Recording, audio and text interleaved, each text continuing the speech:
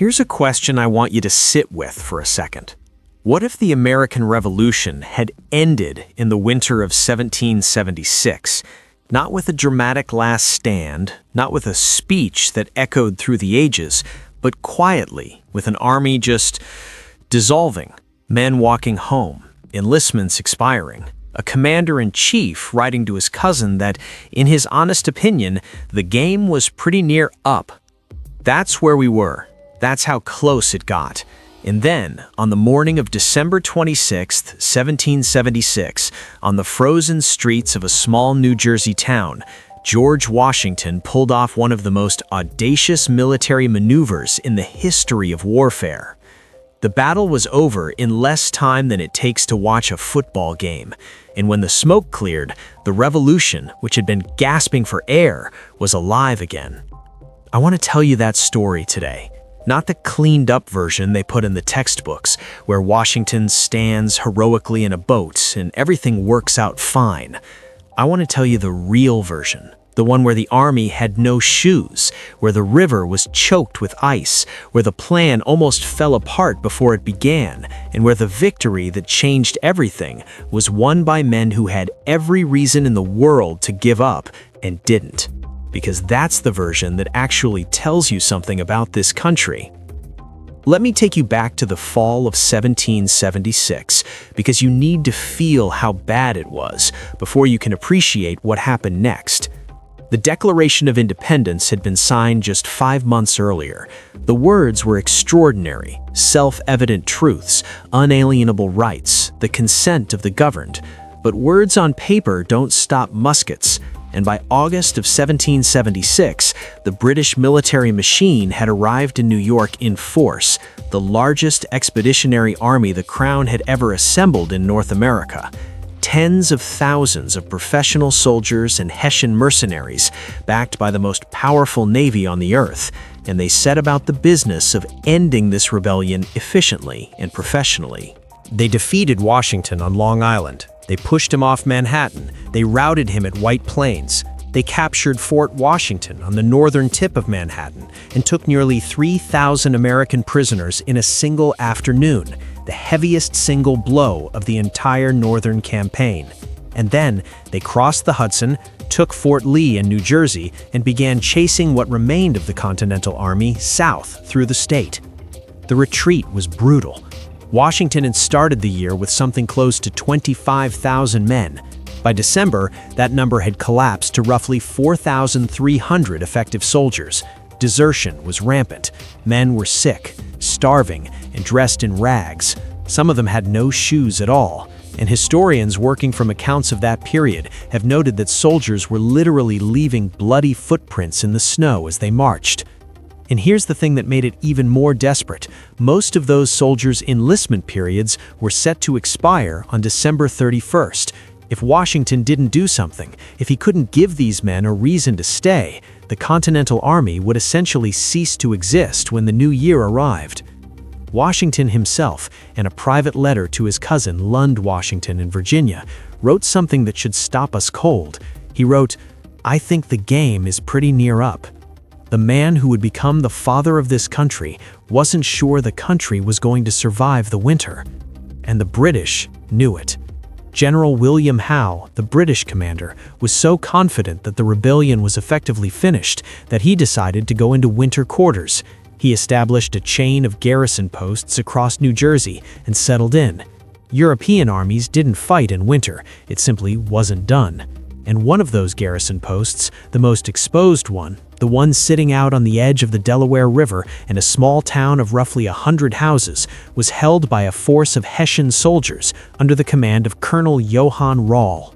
Now, let's talk about the Hessians for a moment, because they matter to this story. The Hessians were German soldiers, professional military men hired out by their rulers to fight for the British crown. They were experienced, disciplined, and had every reason to feel confident. Rall himself was a veteran of 36 years of military service. He had personally commanded the forces that stormed Fort Washington and captured those 3,000 Americans back in November. He was tough, experienced, and he had absolutely no respect for the Continental Army as a fighting force.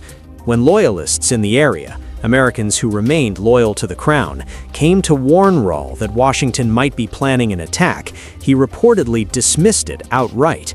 One account records him saying something to the effect of, "Let them come, we will go at them with the bayonet." He refused requests to build defensive earthworks around the town. He was so unconcerned about a possible American attack that he didn't even maintain long-range outposts or regular cavalry patrols. In his estimation, these ragged rebels across the river were no threat. He was not entirely wrong about their condition, but he was catastrophically wrong about their commander. Now, while Rall was celebrating Christmas and dismissing warnings, something remarkable was happening across the river on the Pennsylvania side. A few days before Christmas, something happened that you probably didn't learn about in school, and I think it matters to understanding the spirit of what followed. On December 19th, a writer named Thomas Paine, the same man who had written Common Sense earlier that year, the pamphlet that had done so much to build support for independence, published a new essay in the Pennsylvania Journal. It was called The American Crisis, and it began with 9 words that Washington ordered read aloud to his troops, assembled in the cold, 3 days before the crossing. These are the times that try men's souls. Think about that. Think about being a soldier who hasn't eaten properly in weeks. Your enlistment is almost up. You've been chased across 2 states. Your feet are bleeding in the snow. And someone reads you those words. The summer soldier and the sunshine patriot will shrink from the service of their country, but he that stands it now deserves the love and thanks of man and woman. Washington used Paine's words as a kind of rallying cry, a reminder of what they were fighting for. In 7 days after those words were read aloud to the army, those same men were crossing an ice-choked river in a blizzard. But before we get to the crossing, there's one more piece of this story that almost nobody knows, and I find it genuinely remarkable. Washington had a spy in Trenton. His name was John Honeyman. He was a butcher and a bartender who had deliberately built a reputation as a Tory, that is, a loyalist who supported the crown. He had moved through Trenton, trading with the Hessians, learning the layout of the garrison, taking note of their guard rotations and the state of their readiness. A short time before the attack, he allowed himself to be captured by Continental soldiers who had been given secret orders to bring him in unharmed. He was questioned privately by Washington himself, passed on everything he knew about the Hessians' positions and their lowered guard, and then escaped, conveniently, when a small fire broke out near his makeshift prison. He went back to Trenton, where the Hessians welcomed him as a loyal friend. And in the intelligence he gave Washington, there was a clear picture. The garrison was vulnerable. The moment was now or never. Washington said Christmas night is the date. The plan was ambitious, dangerously so. Originally, Washington had designed a 3-pronged attack. 3 groups of soldiers would cross the Delaware at different points, converge on Trenton from multiple directions, and cut off any Hessian retreat. But the weather had other ideas. A brutal nor'easter slammed into the region on Christmas night. Sleet, snow, freezing rain, and fierce winds. The ice on the Delaware River was treacherous, great chunks of it grinding against the boats and threatening to swamp them entirely. 2 of the 3 crossings were simply impossible. The militia commanders in charge of the southern crossings turned their men around and went back to camp. That left Washington. His crossing took place at a point north of Trenton, now known as Washington Crossing, Pennsylvania. The boats were flat-bottomed Durham boats, the kind used to haul iron ore down the river. The man overseeing the operation was Colonel John Glover of Marblehead, Massachusetts, and his regiment of sailors and fishermen from the Massachusetts coast. These were men who knew water, and they got 2,400 soldiers, 18 artillery pieces, horses, ammunition, and equipment across an ice-choked river in a blizzard. According to records from Mount Vernon, temperatures during the crossing ranged between 29 and 33 degrees with strong northeast winds. The last man was across well after 3 in the morning, hours behind schedule. Henry Knox, Washington's chief of artillery, wrote to his wife afterward about what it was like moving those artillery pieces across the river. "Floating ice in the river made the labor almost incredible," he wrote. Knox was 25 years old at the time and had been a bookseller in Boston before the war. He had taught himself military strategy by reading the books in his own shop. Now the army was across, but they were behind schedule, and their element of surprise seemed to be slipping away. Washington had planned to attack before dawn in the dark, but the crossing delays meant they wouldn't reach Trenton until the sun was already coming up. Washington was told. He kept going. The army marched 9 miles through the storm to Trenton. Some of the men had no shoes. It's documented that some soldiers wrapped their feet in rags and that they left blood in the snow on the road. The march itself was punishing beyond anything most of us will ever experience, and at the front of that column, riding up and down to encourage his men, was a 44-year-old Virginia planter who had once written that he thought the game was near up. A few things worth noting about the people in that column, because this is the kind of detail that gives you chills when you actually slow down and think about it. One of the officers crossing the river that night was an 18-year-old lieutenant from Virginia named James Monroe. Yes, that James Monroe. The same man who would become the 5th president of the United States was a teenager crossing an icy river in a blizzard to fight for a country that didn't fully exist yet. He would be severely wounded in the battle, shot in the shoulder while leading a charge. His life was saved that morning by a doctor who happened to be present and managed to stop the bleeding. And another young officer in that army was a 21-year-old artillery captain who had also recently arrived from New York, Alexander Hamilton. 2 future presidents and 1 future Secretary of the Treasury, in the dark and the cold, marching through New Jersey snow. The 2 American columns arrived at the outskirts of Trenton shortly after 8 in the morning. One column, under Major General Nathaniel Greene, came in from the north.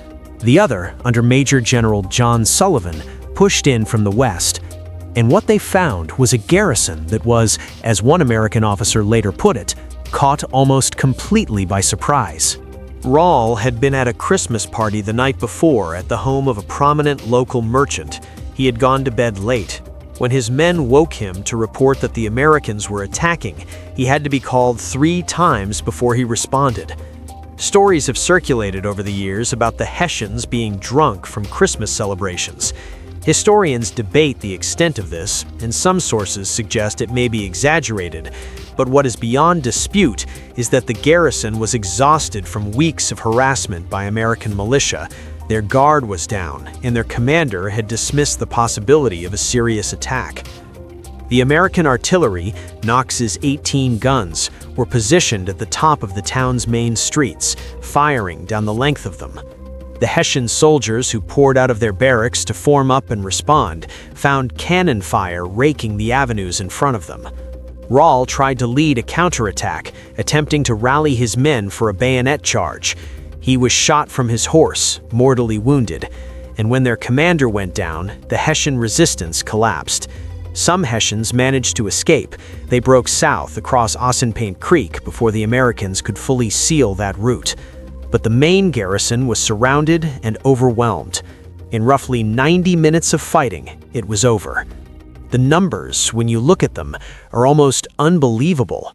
The Continental Army, poorly equipped, exhausted, half-starved, in the middle of a blizzard, suffered no soldiers killed in battle that day. 5 men were wounded, including the teenager James Monroe. 2 soldiers died, but from exposure to the cold, not from enemy fire. On the Hessian side, approximately 22 soldiers were killed, including the mortally wounded Rall, who died in captivity a day later. Around 80 more were wounded, and close to 900 Hessian soldiers were taken prisoner. The Continental Army also captured badly needed military supplies, muskets, ammunition, artillery pieces, food, and clothing that their men desperately needed to keep fighting. When Washington sent his report to Congress, he called it a glorious day for our country. The British minister for the colonies, Lord George Germain, had a different reaction. He reportedly said that all our hopes were blasted by the unhappy affair at Trenton. Coming from a senior official of the British government, that is quite a statement about what this battle meant. But the impact of Trenton wasn't just tactical. It wasn't just about the supplies captured or the prisoners taken. What happened in the days and weeks that followed tells the real story. Washington went back across the Delaware on December 27th, but then he crossed again. On January 2nd, he fought a holding action at Assunpink Creek, and on January 3rd, he struck another blow at Princeton, routing British regulars and winning another stunning victory. In 2 weeks, in the dead of winter, Washington had turned the entire campaign around. The British, who had controlled most of New Jersey, pulled their forces back. New Jersey was no longer lost. The revolution was no longer dying. And perhaps most importantly, the men stayed. When Washington had gone to his soldiers just before Christmas and asked them to extend their enlistments past December 31st, he hadn't ordered them, he had asked. He rode his horse along the line of soldiers and reportedly said something along the lines of, "You have done all I asked you to do, and more than could be reasonably expected, but your country is at stake, your wives, your houses, and all that you hold dear. You have worn yourselves out with fatigues and hardships, but we know not how to spare you. The enemy is threatening to overrun the country. I beg of you to stay." Many of them did, and then more men came, new recruits inspired by the news of the Trenton victory. The army that had almost ceased to exist began to rebuild. David Hackett Fisher, in his Pulitzer Prize-winning book Washington's Crossing, describes Trenton as a turning point, not just in the war, but in the character of American military leadership. It established something important, that a general commanding a democratic republic's citizen army has to do more than give orders. He has to inspire. Washington understood that in a way that very few commanders of his era did, and Trenton was the moment it became undeniable. And here is what I keep coming back to when I think about this story. Those men on the boats that Christmas night, the ones with bloody feet, the ones who hadn't been paid, who were cold and sick and far from home, they didn't know they were going to win. They didn't know that what they were doing would be remembered 2.5 centuries later. They just knew that Thomas Paine had written that the harder the conflict, the more glorious the triumph, and that their general had asked them to stay, and that they weren't ready to let the whole thing go. That's not mythology, that's documented history, and it's one of the most remarkable things I've encountered in all my reading about American history. The next time you see that famous painting, Washington in the boat, standing against a dark sky, I hope you see it a little differently, not as a heroic pose frozen in amber, but as a snapshot of one specific terrifying night when the whole American experiment was hanging by a thread and the people trusted with it refused to let it fall. That's worth knowing. That's worth remembering. And honestly, that's the kind of thing they should be teaching in every school in this country. I want to hear from you. If you could go back and be present at one moment from the American Revolution, just to witness it, what would it be? The signing of the Declaration? Yorktown? Or something else entirely? Drop it in the comments. I read them all. If this story moved you, share it with someone who would appreciate it. These are exactly the kinds of stories that get buried under the more comfortable, simplified versions of history, and they deserve better than that. If you want more of this, more American history that never quite made it into your textbooks, subscribe and hit the notification bell, because next time we're going somewhere you probably weren't expecting, and I promise it will be worth your time. Take care of yourselves. I'll see you in the next one.